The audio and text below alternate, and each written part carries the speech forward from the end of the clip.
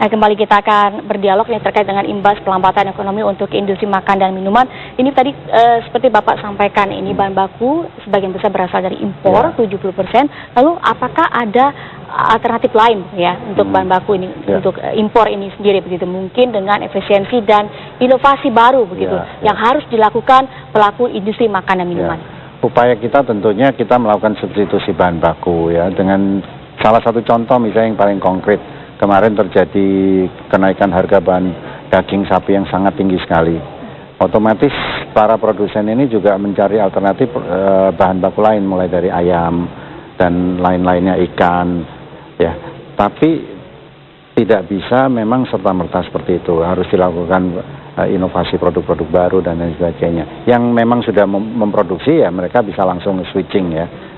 Atau mengurangi yang berbasis daging sapi menjadi daging ayam, ikan dan lain sebagainya. Berarti memang harus ada, bisa bilang substitusi begitu ya Pak? Lebih substitusi dan inovasi itu paling penting. Paling penting begitu sebagai salah satu alternatif. Nah, lalu apakah ada pengaruh atau investasi untuk masuk ke Indonesia sendiri? Investasi masih bagus ya, investasi masih bagus dan industri makanan minuman masih prospektif. Karena kalau investasi itu kan jangka panjang, tidak melihat tahun ini jelek, kemudian tidak invest. Karena kalau investasi tahun ini tentunya dampaknya kan masih tahun depan lagi, masih panjang sekali. Sehingga banyak investor melihat industri makanan minuman Indonesia masih prospektif.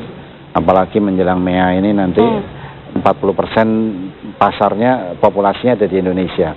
Itu kan sudah merupakan satu modal yang cukup bagus gitu. Tadi Bapak sampaikan bahwa industri besar ini belum merumahkan gitu ya, belum PHK.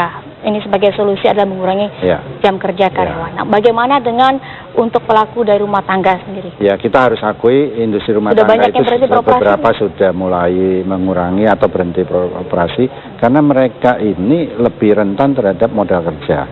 Sumber daya mereka sangat terbatas. Dengan kenaikan harga dan lain sebagainya, modal kerja mereka menyusut, mereka tidak bisa berputar. Maka itu solusinya pemerintah kan ingin membantu.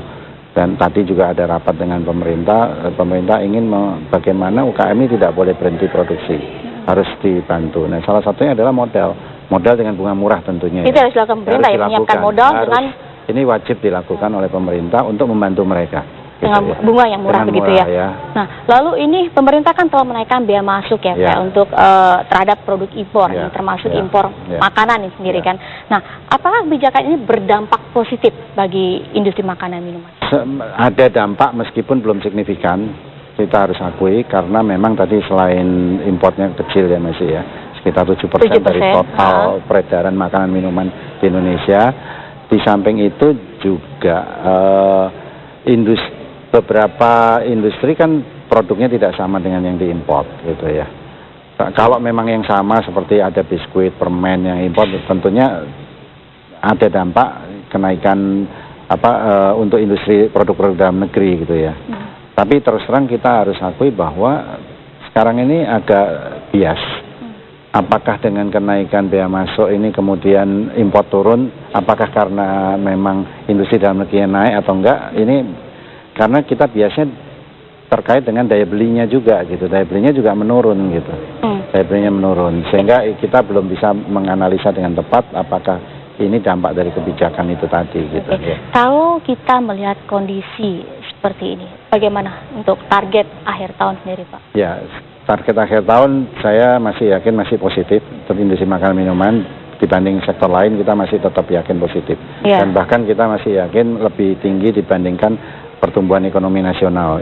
Positif ya Pak ya? Masih positif. Lebih tinggi begitu ya? Nominalnya berapa Pak? Ya, perkiraan saya sekitar 5-6%. Sampai 6%. Sampai 6%. Kalau pertumbuhan ekonomi kan perkiraan 4,7 sampai 5% ya. Pertumbuhan ekonomi 4 sampai 6. 4 sampai 5. 4 sampai 5 dan ini 5 sampai 6%. Berapa triliun sih Pak?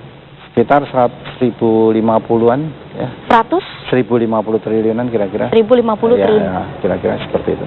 Lalu baik, ini pertanyaan. Output ya itu ya tadi ya, output industri makanan. Dan ini strategi bagaimana Pak untuk mengejar target akhir tahun ini? Ya, kita harus bersatu dengan pemerintah bagaimana memikirkan ini sama-sama. Jangan ada aturan-aturan yang menghambat. Kita sangat mengharapkan aturan menghambat itu bisa dibilang seperti apa? Salah satu contoh misalnya aturan penggunaan air.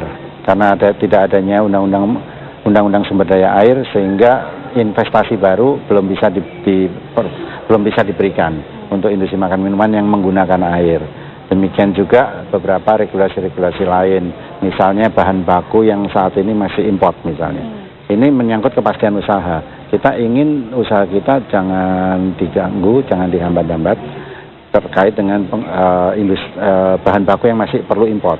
Nah, kita harapkan pemerintah bisa memberikan izin lebih panjang lagi, apakah paling tidak 1 tahun atau 6 bulan minimal. Karena sekarang ini tiap 3 bulan diberikan, otomatis perencanaan kerja kita agak terganggu. Agak terganggu dan ini menjadi biaya tinggi.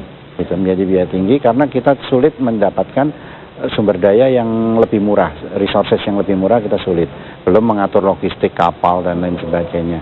Ini yang kita harapkan. Ini sudah dibilang tidak efisien ya. Lalu harapan ini Pak kepada pemerintah nih Pak? Ya itu memotong yang hal demikian, deregulasi, memotong biaya-biaya yang tidak efisien, baik di pusat maupun di daerah.